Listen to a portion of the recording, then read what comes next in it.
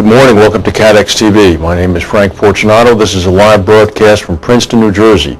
Today is Tuesday, September 2nd, 2008. It's 11:30 a.m. Eastern Daylight Time in the U.S. In London, it's 4:30 p.m. In Bermuda, 12:30 p.m. And in Mexico City, it's 9:30 a.m.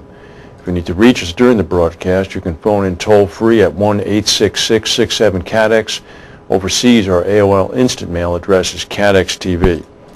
On this day in history, in 1666, the Great Fire of London began. 3 days later, over 400 acres of downtown London, as it then existed, were charred.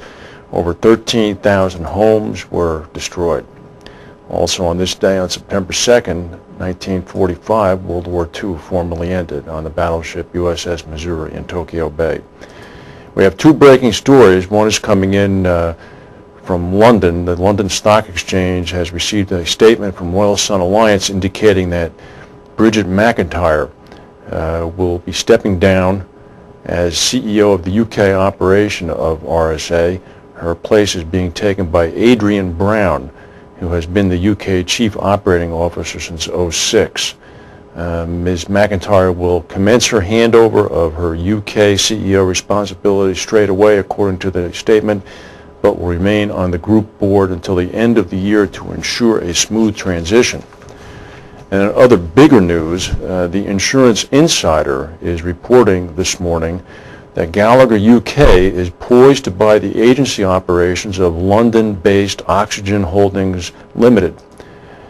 The Sean Fisher-headed unit will transfer to Gallagher later this month once legal formalities are completed, according to the Insider.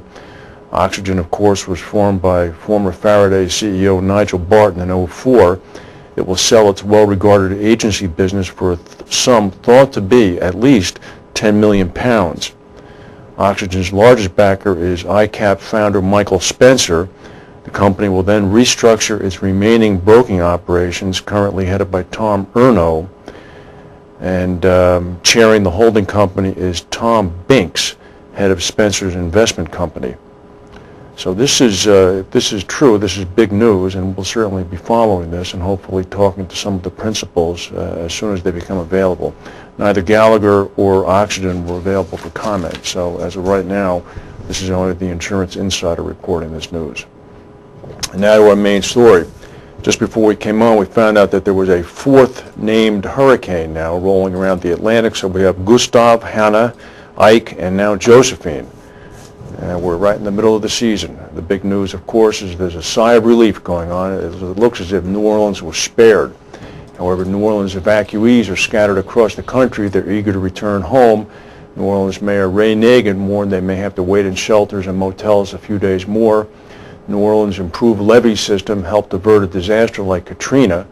The storm Gustav came ashore at a low category 2, about 72 miles southwest of the city yesterday morning. The city sewer system was damaged.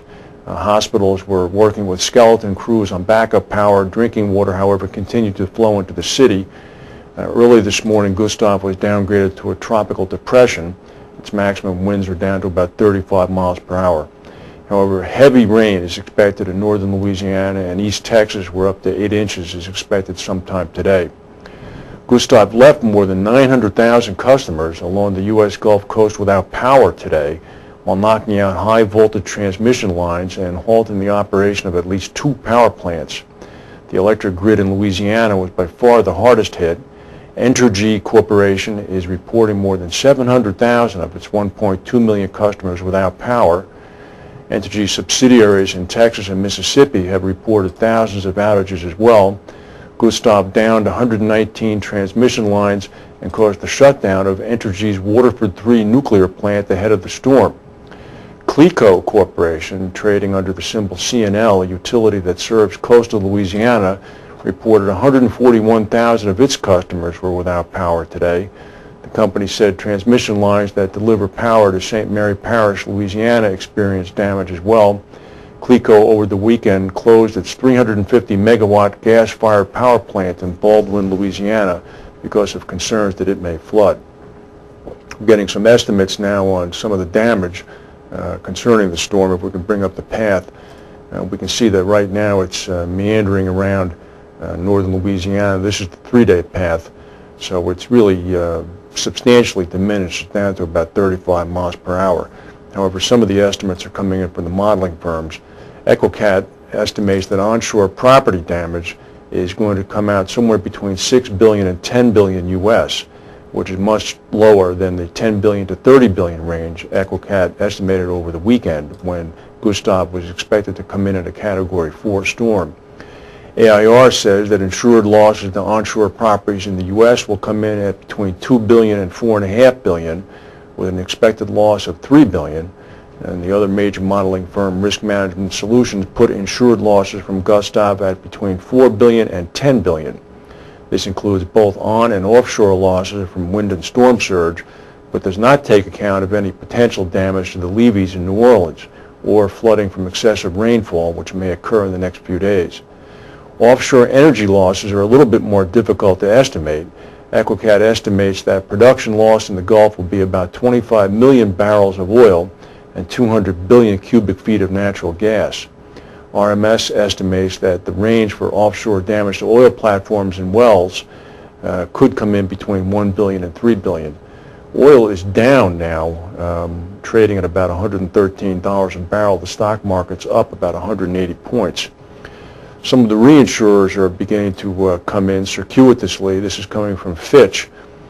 Fitch said this morning that initial estimates put the insurance bill from the storm at about $4.5 billion to $10 billion, much less than 2005's Katrina, which cost the industry over $41 billion. According to Chris Waterman, who is a senior director in Fitch's insurance group in London, he said, quote, Gustav is more of an earnings event for reinsurers rather than a catastrophe that knocks a hole in the industry's capital. He went on to say most reinsurers would plan for this kind of event. It's probably in line with their estimates. He went on to say that Gustav may slow the rate of price declines in P&C reinsurance in the U.S., but he struck a note of caution, warning reinsurers could take hits from a string of storms that may threaten the U.S. Right now. Hurricane Hannah, for example, is bearing down the Bahamas. We'll bring up Hannah right now. You can see that it's currently lashing the Bahamas.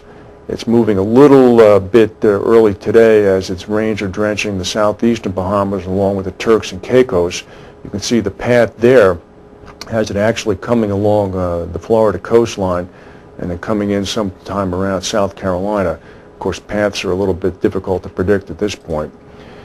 Tropical storm Ike is further out to the east. That's emerged as a new threat in the open sea. And the National Hurricane Center, just before we came on air, mentioned that Tropical Storm Josephine is out there with sustained winds of about 40 miles per hour. They say that it could be near hurricane strength sometime tomorrow or Thursday. So we're at that time of year. This is what goes on, and we'll certainly keep monitoring it. In the wake of hurricane news, other disasters, natural disasters continue. There was an earthquake in Sichuan province, China over the weekend, a fairly big one. It came in at about 5.7. It was on Saturday. It struck along the same fault line as the May earthquake that killed over 70,000 people. This quake killed about 35 people and has wreaked havoc with the beginning of the school year, which was supposed to start yesterday. Also in the same area, authorities are saying that because of the weekend event, all coal mining has been suspended, underground coal mining, and the area only has enough coal to last for 3 more days, so they're putting out an appeal to neighboring provinces for coal supplies. Also in New Zealand yesterday, a 5.8 earthquake hit the central part of the country. There were no immediate reports of damage. The quake hit at about 1:21 p.m. local time, about 6 miles southeast of Tarangi near Lake Taupo, which is an active volcanic area. There have been no reports of any damage. And in Tajikistan, an impoverished Central Asian country, yesterday there was another fairly big earthquake. This was a 6.0, according to the USGS. No reports of any damage. There were minor tremors felt in the capital of Dushanbe, but they apparently caused little concern. We'll go to a word now from our sponsors and come back with the rest of the news. Every day, the world wakes up and goes to work, pursuing the unique opportunities that lead the global